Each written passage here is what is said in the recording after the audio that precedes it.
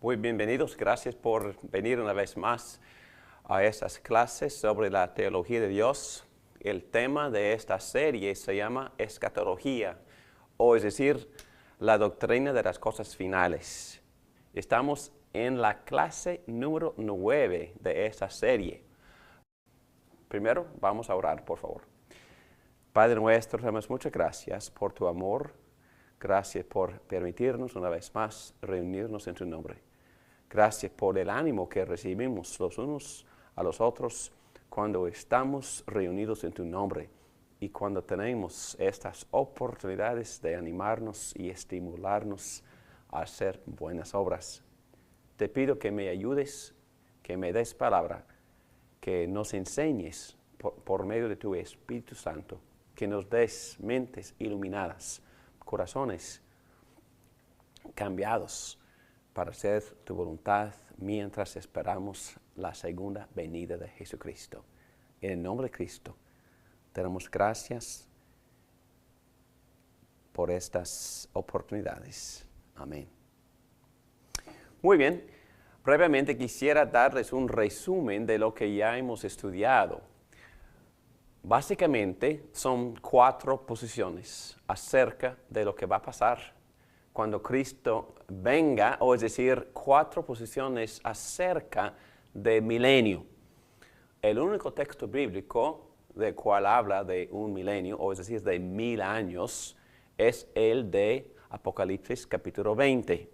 Pero hay mucha opinión, mucha diferencia de opinión en cuanto a lo que significan estas palabras en este pequeño párrafo en Apocalipsis capítulo 20. Ya hemos tocado varias de estas posiciones. Consideramos lo que se llama amilenio. Amilenio no quiere decir que no hay milenio, pero quiere decir que no hay un concepto de 1000 años literales. O es decir, ellos piensan que el milenio o el reino de Cristo empezó cuando Cristo inició su ministerio aquí en la tierra, es decir, después de ser bautizado y después de haber recibido la llenura sin medida del Espíritu Santo, Él empezó a reinar, estableciendo y expandiendo su reino. Y por supuesto que sí, cuando se murió y resucitó, fue enterrado, resucitó, ascendió y derramó al Espíritu Santo, y eso aceleró el reino. Y según esta posición estamos ahora experimentando la expansión del reino. O en otras palabras, estamos experimentando el milenio. Cristo ya está reinando y la gran característica es la predicación del evangelio. Son muchas señales negativas, pero la señal más positiva es la de la predicación del evangelio. Y según esta posición, el reino va a crecer progresivamente hasta que Cristo venga por segunda vez. Y al final de esta era habrá la gran tribulación, una proliferación de señales negativas. Satanás, que fue atado aquí cuando Cristo se murió y resucitó para poder limitar su habilidad de engañar a las naciones, será suelto, pero Cristo va a venir al final del milenio. Los creyentes muertos serán raptados primero, seguidos por los creyentes vivos, y también los no creyentes resucitarán, y todos tendrán que presentarse ante Cristo en el gran juicio. Y los no creyentes serán sentenciados y los creyentes premiados. Y Cristo en ese momento establecerá la nueva tierra, nuevo cielo, y iniciará el reino eterno. Muy bien. La segunda posición de los post-milenio es muy parecida a la primera de los amilenio. La gran diferencia es que, según esta posición, el reino va a estar creciendo gradualmente y poco a poco se establecerá. Y la mayoría de los habitantes de la tierra serán convertidos durante el milenio y poco a poco el mundo va a ser cristianizado. Y al final de milenio, estamos en el milenio, la gran apostasía, la gran tribulación, pero Cristo vendrá y los demás detalles son igualitos. La resurrección general de los muertos, creyentes, no creyentes, la transformación de los creyentes y todos tendrán que presentarse ante juicio y Cristo juzgará y establecerá el reino eterno. Bueno, en esta posición número 3 habrán varios cambios. Se llama premilenio histórico. En otras palabras, tenemos que esperar la gran manifestación del reino hasta que Cristo venga. Ahora estamos en la era de la iglesia. Y según esta posición, esta era no fue profetizada y algunos la llaman paréntesis. Pero durante esta era habrá predicación del Evangelio y muchas conversiones, pero hay que esperar hasta la segunda venida de Cristo para el establecimiento del milenio o del reino de Cristo. Y cuando Cristo venga, Satanás será atado, también resurrección de los creyentes muertos y también el rapto de los creyentes vivos. Los dos grupos de creyentes se reunirán con Cristo en el aire y Cristo va a descender con ellos para establecer su reino, el milenio, aquí en la tierra. Y Él va a reinar con su pueblo aquí en la tierra por aproximadamente 1000 años. Y al fin de esa era, se llama el milenio, Satanás, que había sido atado aquí al principio, será suelto, pero Cristo va a conquistar todo y habrá el juicio y luego va a establecer el reino eterno. Y la última posición, que se llama dispensacionalismo, es muy parecida. Estamos en la era de la era de gracia, y cuando Cristo venga, los mismos detalles se aplican con esta gran diferencia. Después del rapto, los creyentes transformados no van a volver a tierra de inmediato con Cristo, van a ir al cielo por 7 años, porque ahí se van a escapar la gran tribulación que también durará por 7 años. Y luego Cristo bajará con su pueblo, con los creyentes transformados a la tierra de nuevo y va a establecer el milenio y va a reinar principalmente en términos políticos en Jerusalén, y los verdaderos ciudadanos serán los judíos y los ciudadanos adoptados serán los gentiles, pero el reino prosperará y va a estar creciendo durante aproximadamente 1000 años y después la resurrección de los no creyentes y de los creyentes que se murieron durante el milenio, el gran juicio y luego el reino eterno. Muy bien, ahora vamos a tratar de profundizarnos un poquito más en los detalles de esta posición que se llama premilenialismo dispensacionalista. Características. 1. Cristo reinará por 1000 años después de su regreso. Entonces no estamos en el milenio ahora. Cuando Cristo venga por segunda vez, después de su venida, Cristo iniciará el milenio. 2. Esta posición enseña una distinción absoluta y fundamental entre Israel y la iglesia. Es decir, Dios tiene dos programas y tiene dos pueblos. Un pueblo es Israel y otro consiste en la iglesia. Originalmente ha habido muchos cambios. Los dispensacionalistas dividieron las relaciones de Dios con la humanidad en 7 dispensaciones diferentes. Inocencia, conciencia o responsabilidad moral. 3. Gobierno humano. 4. Promesa. 5. Ley. Gracia. Y supuestamente, según esta posición, estamos en la era de la gracia ahora con la predicación del Evangelio y el establecimiento de la iglesia. Y luego, cuando Cristo venga por segunda vez, la era del reino o del milenio.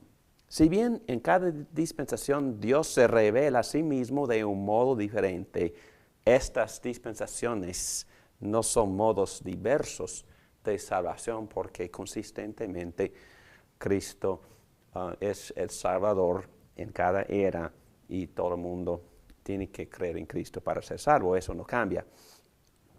Característica número 4. Todavía estamos en las notas, página 69.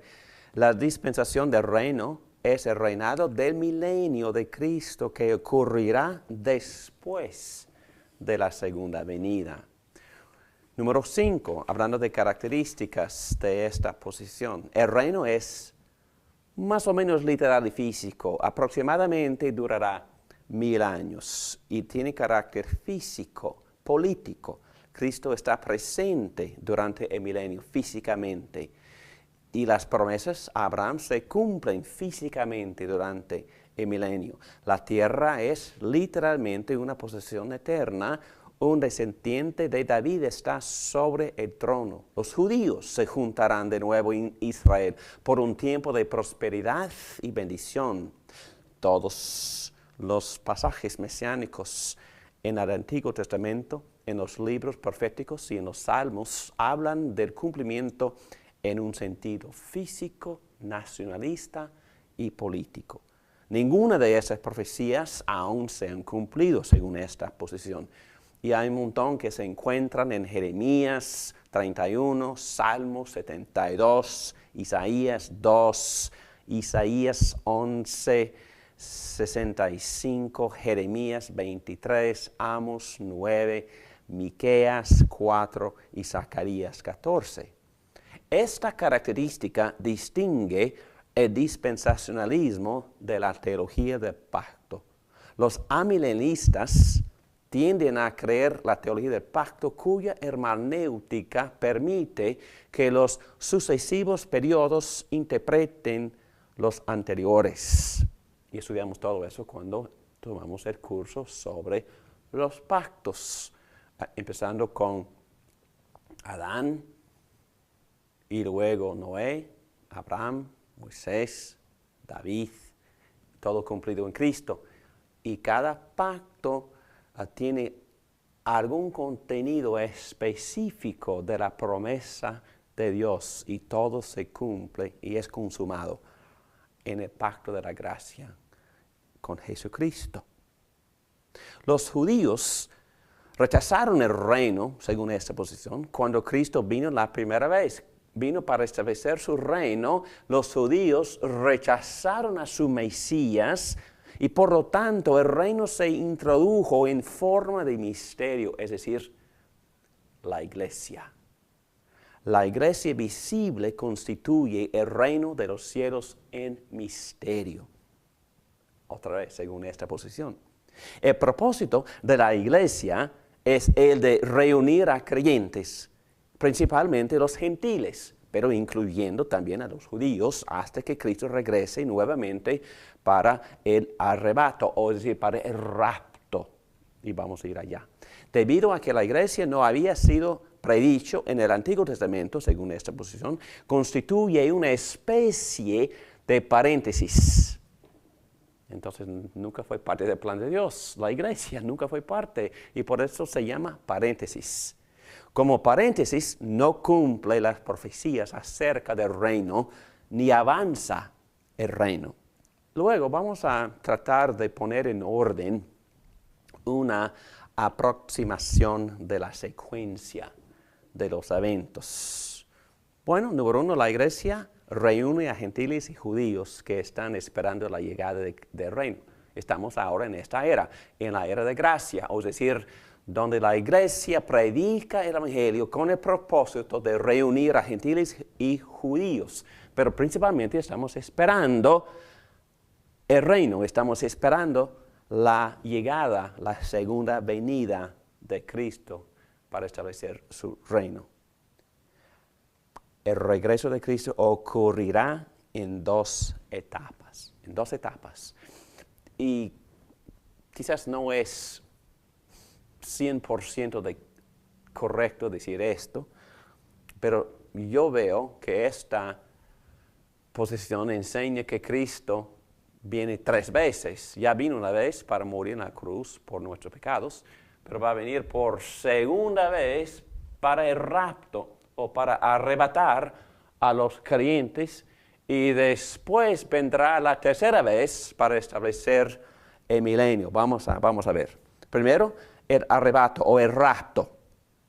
Los dispensacionalistas, pretribulacionistas, o es decir, personas que creen que Cristo va a venir antes de la gran tribulación, por eso pretribulacionistas creen que Cristo volverá antes de los signos negativos culminantes, o sea, antes de la gran tribulación, antes de las grandes persecuciones. Y ocurre entonces el arrebato de todo el pueblo de Dios, tanto los creyentes resucitados como los creyentes transformados son llevados en las nubes para encontrarse con el Señor que desciende en el aire. Este cuerpo de creyentes sube ahora al cielo con Cristo para celebrar con Él durante 7 años la fiesta de bodas del Cordero. Vamos a ver aquí en el pizarrón, por favor. Aquí vemos que Cristo viene, se llama la segunda venida. Antes de la segunda venida, estamos aquí en la era que se llama la era de la gracia o la era de la iglesia. Pero cuando Cristo venga, habrá una resurrección. Los creyentes muertos, según Pablo, van a resucitar primero y luego los creyentes vivos. Y los dos grupos se van a reunir con Cristo en el aire. Pero no van a bajar a la tierra, van a subir al cielo. Y aquí se quedarán 7 años. Y mientras empieza aquí en la tierra la gran tribulación que durará también 7 años, con terribles juicios. Vamos a ver, vamos a examinar en detalle lo que va a pasar durante esta primera etapa. El periodo de 7 años es el cumplimiento del capítulo 7 de Daniel. Daniel capítulo 7, versículos 24 a 27. La iglesia permanece en el cielo por estos 7 años. En la tierra ocurre la gran tribulación. El anticristo comienza su reino cruel. Terribles juicios caen sobre los habitantes de la tierra. Pero positivamente hablando, el remanente de Israel se volverá a Jesucristo para aceptarlo como el Mesías. Interesante, ¿no? Y luego los 144,000 van a empezar a predicar el Evangelio. Son judíos que van a predicar el Evangelio y muchos gentiles se convertirán a Cristo aceptándolo también como su Mesías. Y todo esto durante la gran tribulación de 7 años. A través del testimonio de estos judíos, una gran multitud sin número de gentiles será traída a la salvación. Apocalipsis el capítulo 7, el versículo 9. Y los reyes de la tierra, la bestia y el falso profeta reúnen sus ejércitos para comenzar a atacar al pueblo de Dios en la batalla que se llama la batalla de Armagedón. Quizá todo el mundo ha oído de esa batalla. Mis hermanos, todavía estamos aquí durante la gran tribulación. ¿Y dónde están los hermanos, los creyentes? Fueron raptados, no están aquí en la tierra, no están sufriendo, están disfrutando la fiesta de bodas con Cristo en el cielo durante estos 7 años. Pero Cristo ya está a punto de regresar. Él descenderá, estoy en la página 72 de las notas. Él descenderá completamente a la tierra y destruirá a sus enemigos, dando fin así a la batalla de Armagedón. Cuando regrese Cristo, la gran mayoría de los israelitas vivos se volverán a Cristo y creerán en Él. El diablo será encadenado y arrojado al abismo y sellado allí durante 1000 años. Factor muy interesante, un detalle, que según esta posición, Cristo después de los 7 años descenderá, atará a Satanás y lo va a arrojar al abismo. Otro detalle, hermanos. Los creyentes que murieron durante el periodo de 7 años serán resucitados, según Apocalipsis, el capítulo 20, el versículo 4. Los santos del Antiguo Testamento, los creyentes que creyeron en la promesa y así fueron salvos, en el Antiguo Testamento también son resucitados para unirse a la iglesia arrebatada en el cielo, pero ellos no participan en el milenio. Entonces viene el juicio de los gentiles vivos. Y según esta posición, esto se describe en Mateo 25, comenzando con el versículo 31. La piedra de toque será como trataron a los hermanos de Cristo. Luego sigue el juicio sobre Israel, Ezequías 20. Los judíos rebeldes serán muertos y los judíos creyentes disfrutarán el milenio. Muy bien, ahora vamos a ver algunos detalles, algunas características que describen el reinado de Cristo durante el milenio, los 1000 años. Número 1, Jesús asciende al trono de Jerusalén. Comienza un reinado principalmente judío, pero que incluye gentiles. Un teólogo de esta posición que yo leí dijo que los judíos son los verdaderos ciudadanos del milenio, del reinado de Cristo. Los gentiles también son miembros, pero miembros adoptados y supuestamente de segunda clase. Los judíos, sin embargo, son exaltados por sobre los gentiles. Otra característica, los miembros de este reino del milenio no son creyentes resucitados, sino creyentes que estaban vivos todavía cuando Cristo regresó por tercera vez. Al principio del milenio, Cristo reina sobre los que han sobrevivido el juicio de Israel y el juicio de los gentiles. Los que están en el reino del milenio son seres humanos normales que se casan, se reproducen y mueren. Será una edad de oro. La adoración se centra alrededor del templo reconstruido, junto con los sacrificios conmemorativos. Y la mayoría de los niños que nacen llegarán a ser creyentes.